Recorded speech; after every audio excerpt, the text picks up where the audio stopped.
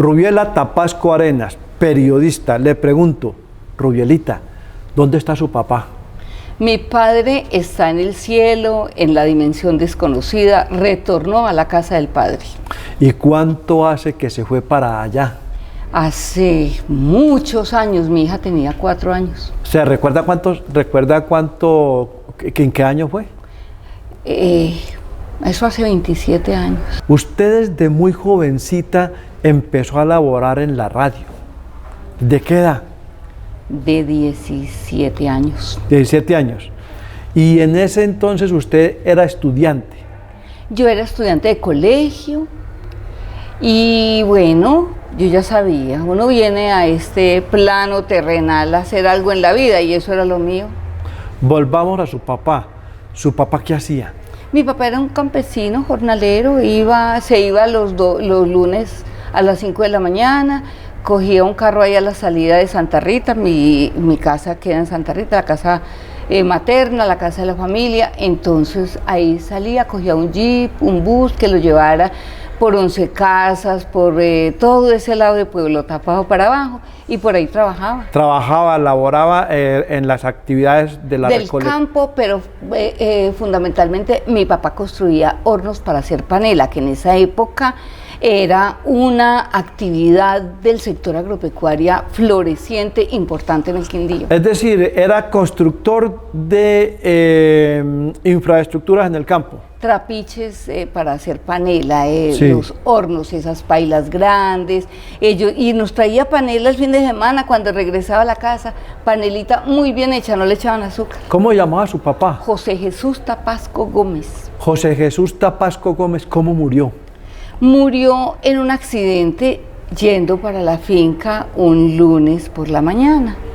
Él iba para la finca, el jeep en el que iba se encunetó, se fue a una cuneta aparatosamente y entre las personas que se golpearon fuerte estuvo mi papá. Obviamente él era un hombre ya de casi 80 años y no resistió el golpe, lo sacaron del carro vivo, entró caminando al hospital de Montenegro, ahí se desmayó, le dio el infarto y falleció. ¿A usted le tocó que asumir algunas funciones de papá? Sí, claro. Toda la vida, mi papá ya estaba muy veterano, yo estaba jovencita empezando mi vida profesional, mi actividad periodística, y entonces me tocó asumir de marido de Virgelina. ¿De Virgelina, que es su mamá? Mi mamá, Virgelina Arenas Osorio, que también ya partió. ¿Y cómo es esa función de asumir la función de papá? Es una función que uno en el instante y en el día a día como que no se da cuenta porque le tocó asumirla espontáneamente, pero que al final uno entiende que es pesada, dura, difícil, pero que lo logra porque mis hermanos son unas buenas personas, ellos se capacitaron, estudiaron, pudieron. ¿Usted les ayudó para que estudiaran? Para hacer sus carreras. Entonces, ¿usted ya estaba en la radio cuando murió su papá? Sí, claro, mi papá. Yo ya tenía a mi hija. Sí. Entonces, mi hermano estudió en la Universidad Tecnológica de Pereira, se llama Javier Tapasco, y es ingeniero eléctrico. El otro hermano se llama Leonardo Tapasco Arenas, se fue a la policía y ingresó, hizo toda la carrera como policía y ya está pensionado. Ya está pensionado. Sí, sí. ¿Y usted tiene una hermana que tenía una discapacidad? Una hermana mayor que quedó ciega desde muy jovencita y todavía ella está viva. Volvió a recuperar parte de su visión. Vive en el hogar de abuelos de Buenavista, en ese paisaje tan hermoso, en ese clima tan maravilloso y con gente tan linda como es la de Buenavista, la atienden muy bien allá. Y mi hermano mayor falleció también hace mucho tiempo. ¿Cuándo cogió usted por primera vez un micrófono? Lo cogí cuando estaba terminando bachillerato en el Colegio Oficial Santa Teresa de Jesús de Armenia y yo trabajaba, empecé a hacer mis pinitos en Pregones del Quindío.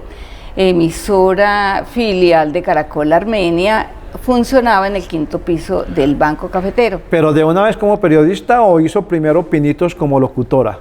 Como reportera. Don Germán Gómez Ospina era el director del noticiero. Un día yo llegué con un periodista que se llama José Mariano Sánchez, que nunca más volví a ver. él trabajaba con Germán Gómez allí y él me conoció, me vio, fue al colegio, pues me vio las habilidades y me dijo, ¿por qué no empieza a practicar?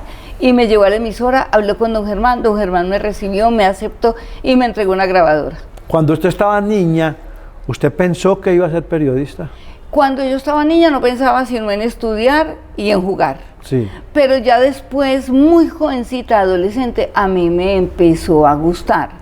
Entonces, lógico, ya yo yendo al colegio, viniendo, tenía ciertas habilidades, ciertos talentos que se veían, pero yo no me imaginaba que fuera a ser periodista. Un día cualquiera pensé que sería periodista. ¿Cómo desarrollaba esos talentos, por ejemplo, en el colegio? ¿Usted era la que...? Yo presentaba la izada de bandera en el colegio, yo declamaba, me aprendía las recitaciones que me ponía la profesora de español y entonces las declamaba, las decía. Hablaba, si todas las compañeras y el salón tenía dificultades, yo era la que alzaba la mano y hablaba, la metida del salón. Entonces las profesoras obviamente empezaron a ficharme, a reseñarme. Y entonces esta es como muy revolucionaria, esta es la que se queja, esta es la que habla. Y las compañeras, venga, Rubiales, ¿usted por qué no dice que está pasando tal cosa? Venga, Rubiales, ¿usted por qué no dice que no nos gusta la clase de español? Que la viejita todo el día nos dice que tenemos que leer la vorágine y no pasamos de la primera página. O Selva, madre, esposa del silencio, madre de la soledad y la neblina. Que, bueno, nos aprendimos los primeros renglones y de la primera página y de ahí nunca pasamos de la vorágine. Entonces diga que eso está muy aburridor, que la clase está muy maluca. Entonces, venga, profesora. O sea, usted era la líder, la vocera del grupo. La vocera, sí, digamos que la jefe de prensa del grupo. Y empezó con Pregones del Quindío, con ese gran periodista que era Germán Gómez Ospina. Sí, ¿cómo así que le entregó una grabadora de usted? Cuando eran unas grabadoras grandes, ¿no? ¿Qué? Claro, uno hacía abrazo ahí cuando iba y se la ponía a los personajes. Sí. Sí, un día cualquiera yo llegué y en la tarde, y me dijo, váyase para donde Pedro Pablo Velázquez Maecha, fue la primera persona que yo entrevisté en el Quindío. Sí. Y me entregó 3 preguntitas, hágale estas 3 preguntas. Él trabaja en el último piso del edificio de la alcaldía, él es el gerente de empresas públicas de Armenia. Sí. Váyase y pregúntele estas 3 cositas. Y yo iba con uniforme del colegio, yo salía del colegio oficial para la emisora. Con el uniforme. ¿Y usted llegó allá donde el gerente de empresas públicas como una niña de colegio? Con la niña de colegio, no como, era una niña de colegio. Germán lo llamó y le dijo, le voy a mandar una niña y usted me contesta esas preguntas que ella le va a hacer porque no puedo ir ahora. Mejor dicho, cuando eso no se usaba hacer reportería, sí, Miguel Ángel, sí, los personajes iban a las emisoras o los directores iban y se reunían, de pronto grababan, pero aquí no había reporteros. Sí. Porque aquí estaban los dueños de los periódicos, ellos eran amigos de los funcionarios iban a los periódicos, a los entrevistaban, ellos se sentaban a escribir y tal. O sea, que uno viera la procesión de reporteros que hay ahora, no.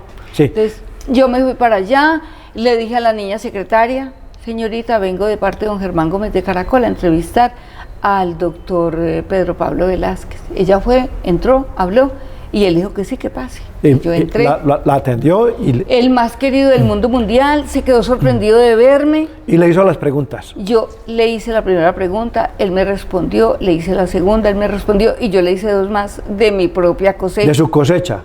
La felicito por haber hecho las preguntas de su cosecha, porque a mí me pasó casi lo mismo.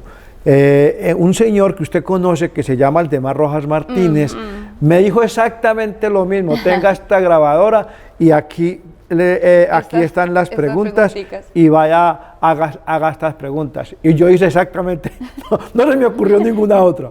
Entonces yo hice las 3 preguntas y 2 más que además que le puse mucho cuidado y estaba muy asustada. Entonces yo apunté. Entonces le pregunté 2 cosas más y él me miró sorprendido y me respondió muy bien y ya me despedí, hasta luego, chao, me fui y le entregué la entrevista. Germán le escuché y me dijo, oiga, qué buenas las 2 preguntas más, esas había que hacerlas. Y ahí digamos que ahí arranca usted, ¿qué año era? 1977, 77, 78, algo sí, así como en esa época. Yo estaba terminando bachillerato.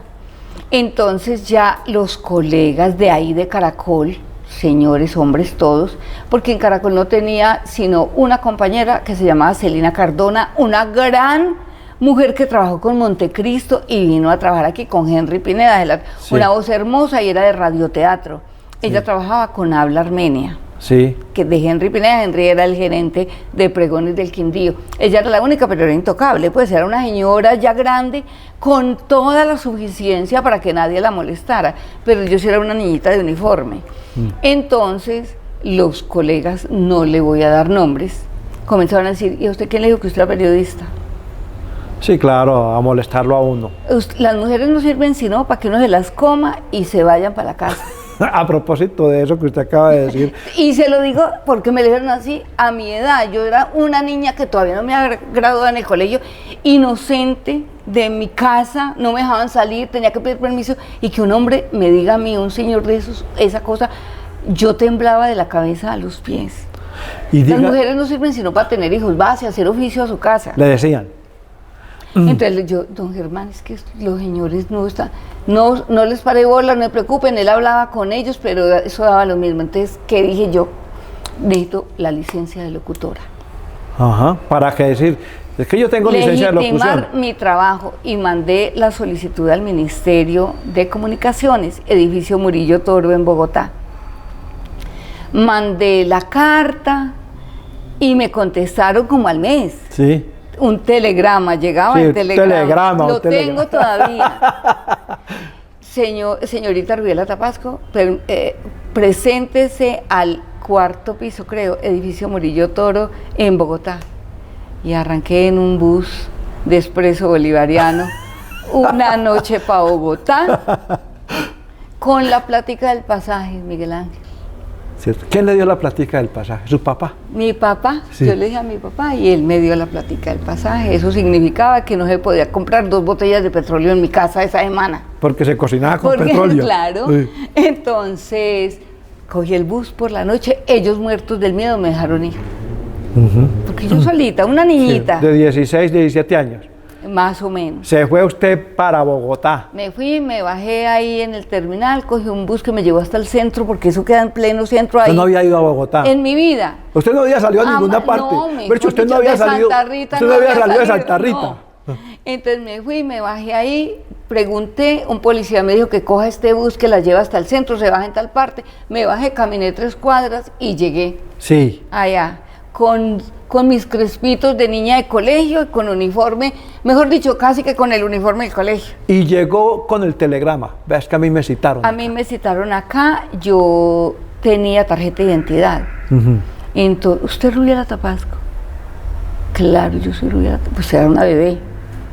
Y estaba Marco Antonio Bustos, que en paz descanse, el Bocha Jiménez, todos esos señores de antes presentando el mismo examen. El mismo examen que usted. Todos estaban sentados en la sala y yo llegué y me senté. ¿Usted también viene? También vengo a presentar el examen. Y me pusieron a leer la programación de la Radiodifusora Nacional de Colombia, que eran óperas y toda esa... Que además eran muchas palabras todo en latín o en italiano, alemán, o- etcétera. sí. Sí, claro. Y entonces yo leí, terminé, y el control, cuando salí, me dijo, oiga, tiene una voz muy bonita, tiene una voz de niña, pero está muy bonita su voz. Y usted dijo, Y no. lee muy bien además. Y me pusieron a improvisar, diga algo de su ciudad. Y en eso sí me tenía confianza. Sí, claro. En eso, entonces yo empecé a hablar, hasta cuando me dijeron, ya pare nomás. Entonces listo, corté. Terminé la idea y corté y me vine para otra vez al Es terminal. decir, no se quedó en un hotel allá en el Mi Hilton, amor, nada, ¿y con nada de qué? eso. Por Dios santísimo, cogí otro bus para el terminal y otro bus expreso bolivariano para Armenia. Y a dormir en el bus. Dormí, pero le da a uno miedo porque yo sola Claro, en un bus. sí. Entonces, hágale para Armenia, llegué muy cansada a dormir a mi casa y al otro día a desatrasarme para irme para el colegio. ¿Y a cuánto tiempo le llegó la licencia de locución? Como a los 3 meses, un telegrama me llegó a mi casa. Por favor, usted aprobó su licencia. Sí. Vía correo, reclame en Avianca, uno le llegaba a Avianca Sí, vía claro. certificado. Sí, en Avianca, que Entonces, quedaba en la 14. Aquí, sí, quedaba muy cerquita aquí por la 14. Reclame, era un edificio grande con todos los apartados aéreos Sí, y todo, sí. yo me acuerdo. Entonces, reclamé allá, dentro de tal fecha, el sobre, y llegué, fui, reclamé y sí, me mandaron la resolución y la licencia de locutora. ¿Y qué dijo usted ese día que vio esa licencia? Casi me muero. Sí. Me fui, la hice laminar. Derechito allí donde el señor famoso que laminaba siempre, Sí. ay, que ya también partió y era Sí. muy querido. Fui, le hice laminar, el señor se quedó aterrado, porque él era amigo de todos los periodistas, los veteranos. ¿Cómo que usted tiene, Rubiela? Ya me llegó la licencia. Entonces, listo, esa me llegó y me fui para la emisora. Don Germán, mire, Rubiela, felicitaciones, aquí ninguno de estos ¿Tiene tan licencia? puntuales tiene licencia. Ninguno tiene licencia. Y entonces me fui donde Henry, le dije, don Henry, yo sí puedo, mire, ya puedo. ¿Qué? Les tapó la lengua a todos estos tales. Sí, sí, sí. Cuando usted hizo la primera reportería y trabajó en esas primeras reporterías, ¿le pagaban o era un servicio? Era, pues obvio, yo estaba muy interesada, entonces no me pagaban.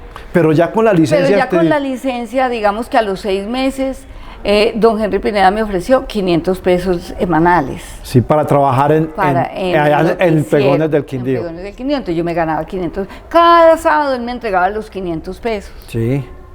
Y entonces yo ya podía ayudar en mi casa. Ah, claro. Ahí empezó usted a ayudarle a su papá. Empecé a ayudarle a llevar cositas para el mercado, hice los ahorros y compré la primera salita de mi casa.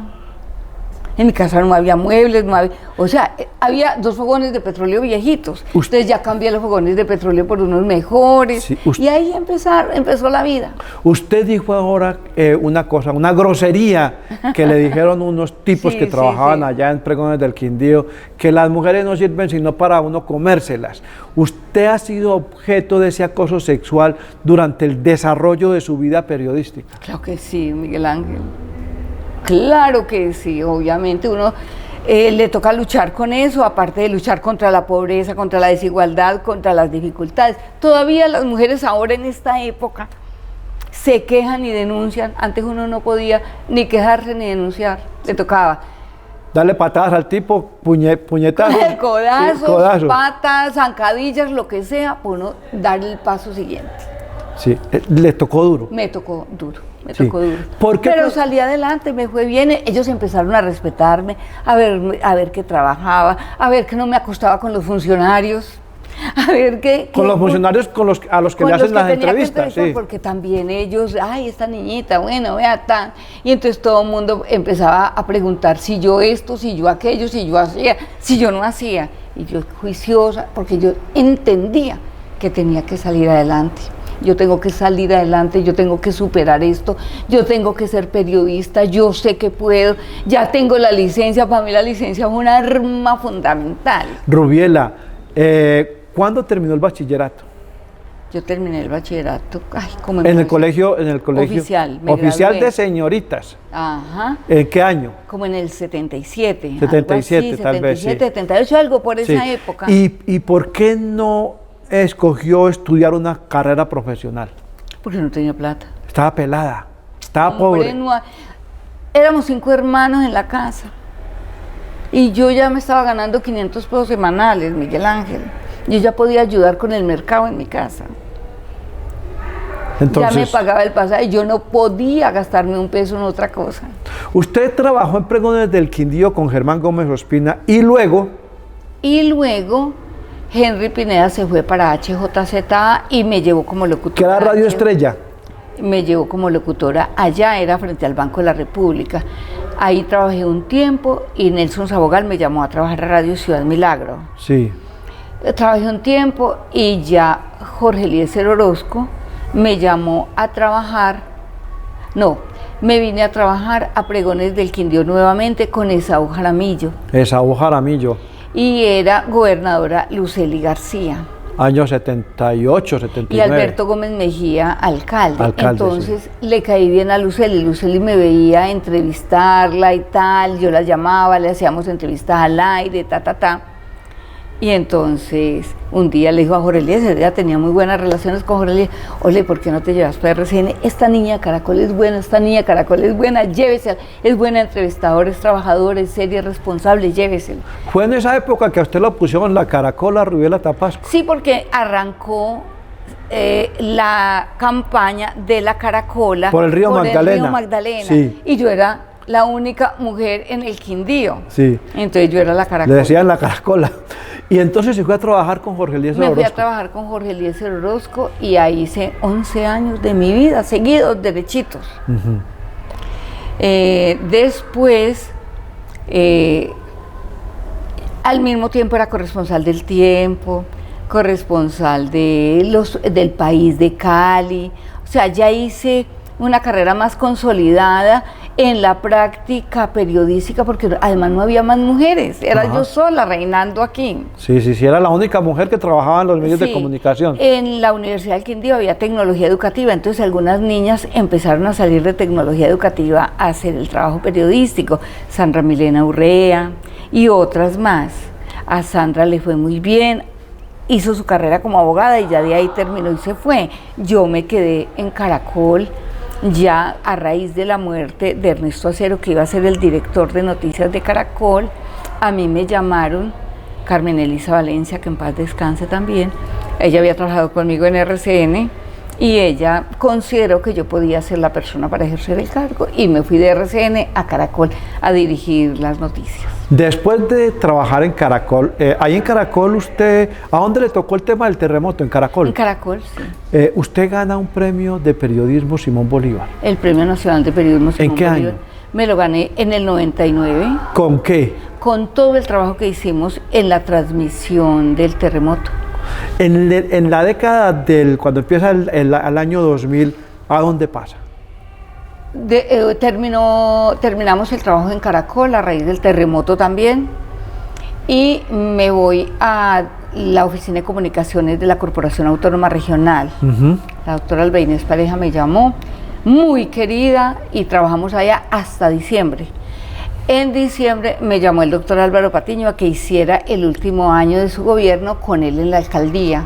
Ahí trabajé con él y con Rodrigo Alberto Rico en comunicaciones, con Álvaro Patiño Pulido. Pero en el año de 1991, Rubiela, usted fue la primera jefe de redacción del diario La Crónica del Quindío. Sí, estaba yo en RCN y me llamaron a La Crónica del Quindío. Estuve ahí como 2 años, como 1 año y medio, 2 años, y luego volví a RCN, ya me quedé en RCN.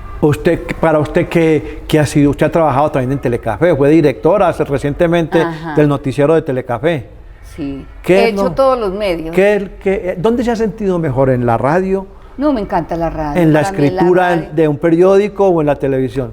En todos los medios yo creo que he hecho un buen trabajo, pero a mí me satisface mucho la radio. Yo la siento, la veo, me sale del alma, la radio. Es decir, los ingresos suyos como periodista en la radio, en la prensa, en la televisión, en algún momento los compartió muchísimo con toda su familia, ayudándole. Siempre, hasta hoy.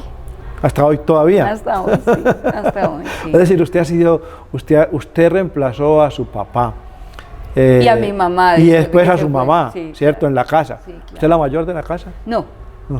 Yo tengo, un hermano mayor, mi hermana mayor, mi hermano mayor, fallecido ya, y 2 hermanos menores que yo. Sí. O sea, yo estoy en la mitad. ¿Y tu hermana? Mi hermana es la que vive en Buenavista. ¿Es mayor también? Es la mayor de todos. Ajá. Rubiela, usted tiene una hija. Sí, Ana María. Que vive en Medellín. Ajá. ¿Cierto? ¿Por qué vive en Medellín y no en Armenia?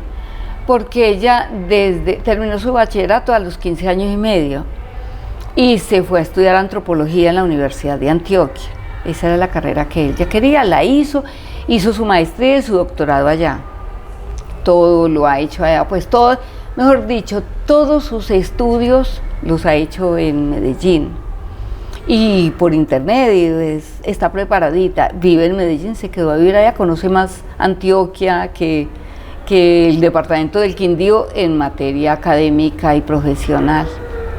Usted se casó con el ingeniero Alberto Taborda, con quien tuvo la niña, ¿cierto? Sí, señor. ¿Dónde lo conoció a él? En RCN era ingeniero. ¿Trabajaba ya como ingeniero? Sí, era ingeniero eléctrico de RCN. Finalmente se separó de él, ¿no? Sí, duró poco el matrimonio, tuvimos la hija y ya seguimos cada uno su vida de manera individual. A propósito, me le meto en su vida personal. A propósito, usted después de ese rompimiento del matrimonio, yo la veo como que usted anda solita por ahí, sin novios, sin esposos. ¿Es así? Sí, yo me dediqué a criar a mi hija. Y entonces, para criarla con toda la seguridad mía, porque además el trabajo en RCN y en los medios era desde las 3 de la mañana. Desde antes. Entonces, y todo de las 24 horas. Entonces, para evitar riesgos, que mi hija corriera riesgos que yo no quería, y vivir mi vida tranquila y la de ella, yo decidí quedarme sola. ¿Y está sola? Y estoy sola, sí. ¿Y está feliz? Totalmente. ¿Qué está haciendo ahora? Ejerzo mi profesión de psicóloga. Sí. A propósito, vamos un momentico ahí. Usted finalmente, ya mayorcita, dijo, tengo con qué hacer una carrera profesional, voy a estudiar psicología. Mi hija termina su carrera de antropología y yo me matriculé en la universidad, porque antes no podía tampoco, o sea, no podía sostener una persona en Medellín estudiando y yo también en una universidad, eso es costoso. Entonces, hasta que ella no terminara, yo no podía matricularme. Me matriculé en la universidad, terminé mi carrera de psicología y ejerzo. ¿Ejerce como psicóloga? Sí, soy terapeuta. ¿Y también como periodista? Y también como periodista. ¿En qué medio está trabajando? En Sulemaida Radio. Allá tiene un programa, Allá ¿cierto? tengo un programa y hago cositas para las redes sociales, cositas en internet, tal. ¿Cómo es la psicología con el periodismo? Pues yo creo que se complementan perfectamente, porque la comunicación es inherente al ser humano y la psicología estudia la conducta humana. Entonces, ¿qué dice usted que no exprese su conducta?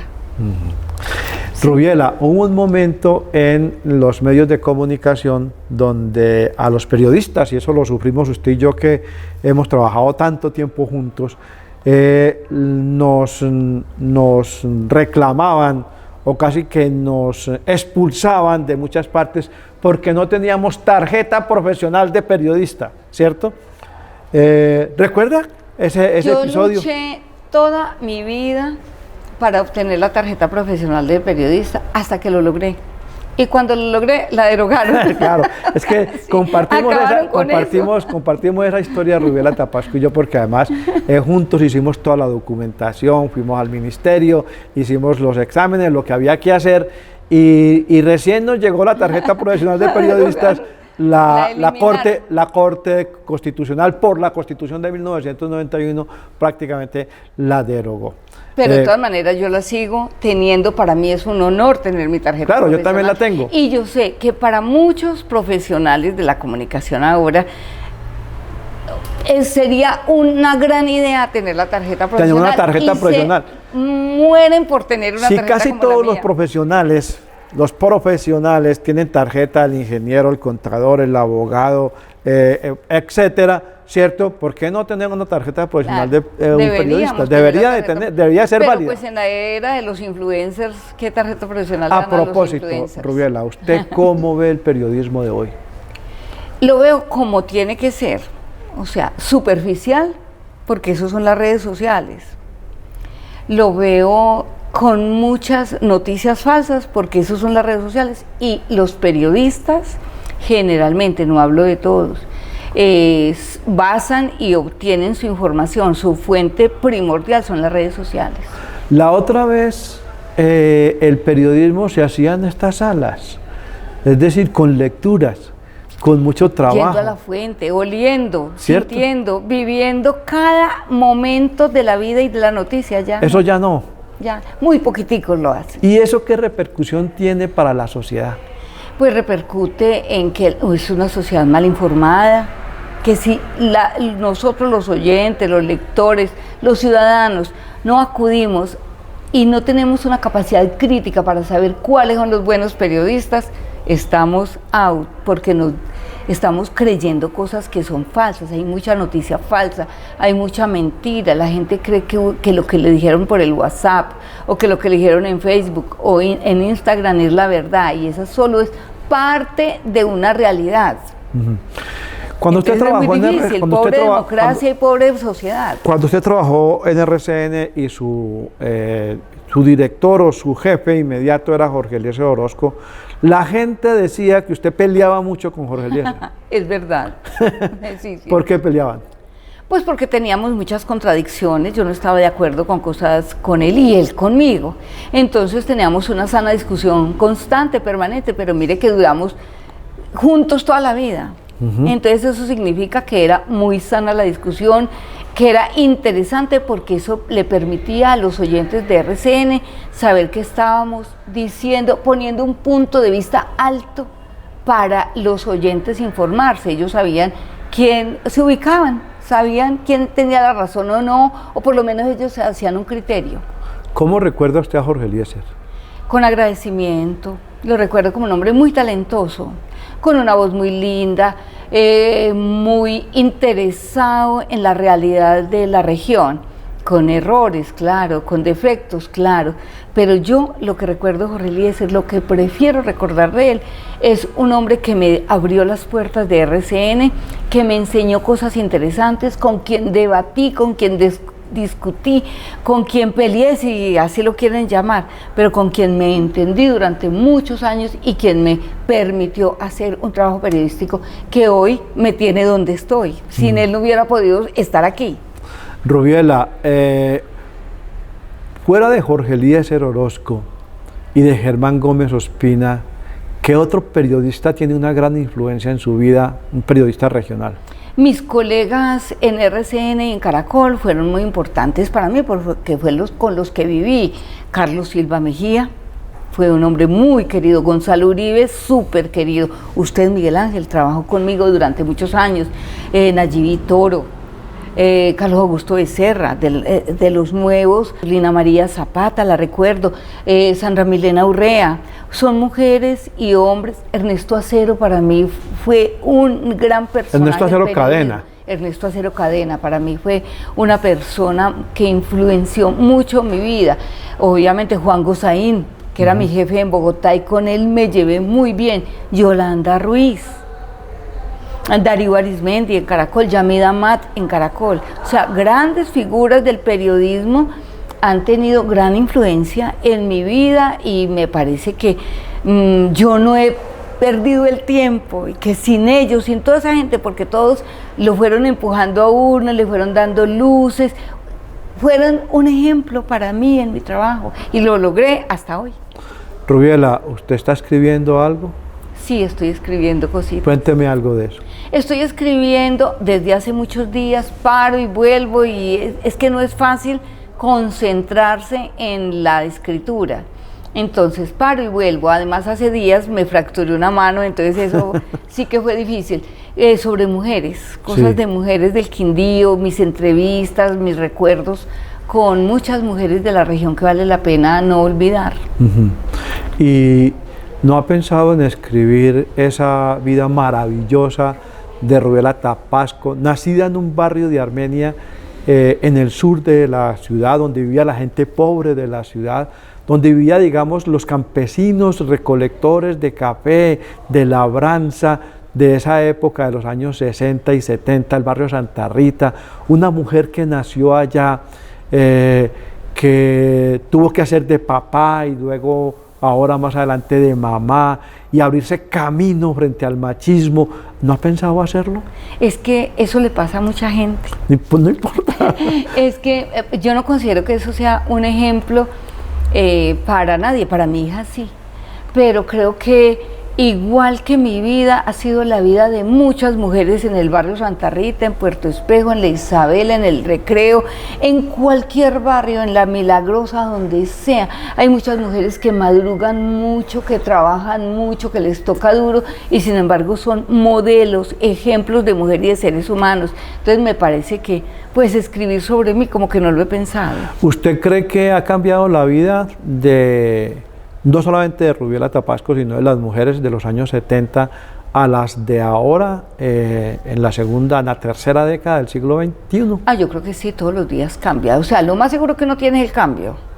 Lo más constante, lo permanente es el cambio. Entonces mi vida se ha cambiado mucho. Gracias a Dios vivo bueno, me ha ido muy bien en mi profesión, he logrado éxitos, he logrado sacar adelante una hija. Es que mi mayor éxito en la vida es mi hija. O sea, es una buena persona, fue una buena estudiante, sigue siendo una mujer muy buena estudiante, buena esposa, buen ser humano. Ese es el éxito que realmente he tenido yo. ¿Usted sabe qué es una aquelarre? Una aquelarre es una reunión de brujas. ¿Sabe por qué lo pregunto? Sí, porque yo tengo una aquelarre. O sea, hago parte de una aquelarre con mis colegas periodistas. Es maravilloso. ¿Es una reunión de brujas? Es una reunión de brujas. ¿Quiénes son las brujas de la aquelarre? De la aquelarre mío. Son Adriana Londoño, Adriana Giraldo, Nayibi Toro y Betty Martínez. Betty Martínez, Rubiela Tapasco. Somos las integrantes de esos encuentros maravillosos en los que podemos decir de todo. En lo que hablamos de todo. Y hay una bola de cristal. Muy poquitico. Hay una bola de cristal y escobas y todo eso. No, hay otras ceremonias. A propósito de eso, estoy leyendo un libro de ceremonias muy bueno, porque es terapéutico. ¿Sí? Reunirse es terapéutico, hacer ceremonias es terapéutico, hablar de uno. Y con las amigas uno crece mucho y sacamos todo a flote, lo podemos decir. Y nosotros sabemos que ninguna de nosotras va a juzgar a la otra, que es lo mejor, porque las mujeres, si hay algo que tenemos bien difícil en la vida, es enfrentarnos a las otras mujeres, es compartir con las otras mujeres. ¿Ese aquelarre cuando se reúnen cuánto dura, cuánto tiempo? Puede durar toda una tarde, puede durar una noche, no tenemos tiempo límite. Digamos que esa es una terapia. Esa para nosotros es una gran terapia, un encuentro muy maravilloso. ¿Y usted cree que en Armenia y en Colombia y en el mundo hay más aquelarres como el suyo precisamente para mejorar el estado vital de las mujeres y de los hombres también, porque también debe de haber de hombres que no deben de ser brujas o brujos, sino duendes, ¿cierto? No, ¿Usted cree que psicológicamente eso es muy bueno? Debería haber muchos, y yo sé que hay. O sea, tengo muchas conocidas que se reúnen con mujeres para reencontrarse, para resignificar la vida, para hacer más amable su entorno, su comunicación, para reírse, porque no hay nada mejor que reírse. Y pues las brujas nos reímos chévere. Las brujas se ríen Sí, chévere, sí. y además chismosean chévere, ¿cierto? Conversamos muy rico. No despedazamos a nadie, o sea, la idea no es ir a dañar a nadie, la idea es arreglarnos mutuamente. Entonces nos actualizamos. Entonces sanamos, nos reímos, lloramos, hemos llorado, nos juntamos también a la hora de los momentos tristes y dolorosos, somos solidarias, entonces eso no lo cambio por nada en la vida. ¿Cuál ha sido el momento más triste y más doloroso de su vida? Son muchos, pero dentro de mi profesión como periodista, pues ver tantos muertos durante el terremoto. Ese coliseo de la Universidad del Quindío era una terrible. cosa sobrecogedora en la madrugada del día del terremoto. O sea, el 26 de enero a las 4 de la mañana, eso era, yo creo que lo peor que un ser humano podía ver, ese tendido de muertos. Una cosa dantesca. Yo creo que esa es la peor noticia que yo he visto, que me ha tocado transmitir y que me ha tocado vivir. Otra noticia muy dolorosa, muy dura, fue ver a Ernesto Acero tirado en la acera. Eso fue muy duro. Fue muy duro. Para mí fue terrible eso. Pues la muerte de mis padres, la muerte de los dos fue muy dura, muy dolorosa. Y enterrar a los amigos, llevar, acompañar, ir hasta la tumba con mis amigos y sus familiares. Eso es muy duro, me parece que es tremendo, pero hay que vivirlo, hace parte de la vida y la muerte va junto con la vida, son dos caras de una misma moneda, entonces tenemos que aprender a aceptar, agradecer la vida de los otros y vivir por eso la nuestra como si fuera el último día cada Usted día. está pensionada. ¿Sí? ¿Hasta cuándo va a trabajar? ¿Hasta cuándo? Es decir, pensionada pero no jubilada. No, trabajaré hasta cuando la vida me lo permita, cuando yo vea que ya estoy disvariando. ¿Será que uno se da cuenta de eso? Yo creo que sí, yo creo que uno empieza, o sea, el cuerpo es maravilloso, el cuerpo le transmite a uno, lo que pasa es que no podemos enajenarnos con el bullicio de afuera, o sea, tenemos que escucharnos a nosotros mismos. Escucharnos hacia adentro. Sí, entonces saber que ya se me están olvidando mucho las cosas. Yo a mis amigas les digo, por favor, cuando nos reunamos, mírenme cómo hablo, qué digo, avísenme. En eso uno tiene que ser absolutamente sincero. Cuando llegue ese momento, Rubielita, que nos va a llegar a nosotros, que nos está empezando a llegar, porque nosotros cuando ya pasamos unos añitos, nos damos cuenta que la vida y que vamos muy rápido allá. Cuando llegue ese momento en que digamos, no puedo trabajar más, mi capacidad ya no me da, ¿para dónde se va a ir? Mire, porque usted vive sola. Yo vivo sola. Y tendrá que conseguir una compañía. Seguramente esta semana, por ejemplo, que veamos la inauguración de un hospital en el hogar Anita Gutiérrez de Echeverri, donado por John Jaramillo, sí, a quien recuerdo con todo el cariño y honro. Maravilloso ser humano. Personaje. En el aquelarre hablábamos de que nosotros teníamos que alquilar una casa para todas e irnos a vivir juntas, con una enfermera que nos acompañe. Esa es la posibilidad, ese es el proyecto siguiente. Eso sería está muy lejos. Esa sería una casa de brujas. Puede ser una casa de brujas, allí viviría muy bueno hasta cuando recordemos que la vida está ahí. Rubiela. Pero yo sí le pido mucho a Dios que me desconecte el día que ya yo no pueda ser autosuficiente, autónoma, que no pueda pensar bien y vivir bien, trabajar bien. Rubiela, muchas gracias. Ay, a usted muy amable, aquí se hablaron muchas bobadas de pronto, pero quiero que entiendan lo fundamental, que es que la vida se vive hoy y que tenemos todo un recorrido, que eso no se puede desdeñar, que muchas veces los jóvenes lo desdeñan. Entonces, que no desdeñemos la vida de nadie. La vida es importante, que cada quien tiene sus dolores, carga con una maleta de cosas, entonces que es mejor que dejemos esa maleta a un lado, que no carguemos con ese pasado tan duro, que lo utilicemos solamente para vivir bueno, para no cometer tantos errores, o sea, bajémosle a los errores, seamos más pensantes, reflexionemos más sobre el paso que vamos a dar y que no nos burlemos ni de los sueños, ni de los deseos, ni de los anhelos de nadie, que permitamos que los otros vivan sus vidas como tienen que hacerlo, los viejos como somos viejos y los jóvenes con todas sus ilusiones y con todo lo que tienen por delante, que es la mejor manera de uno ir envejeciendo y que lo recuerden con cariño.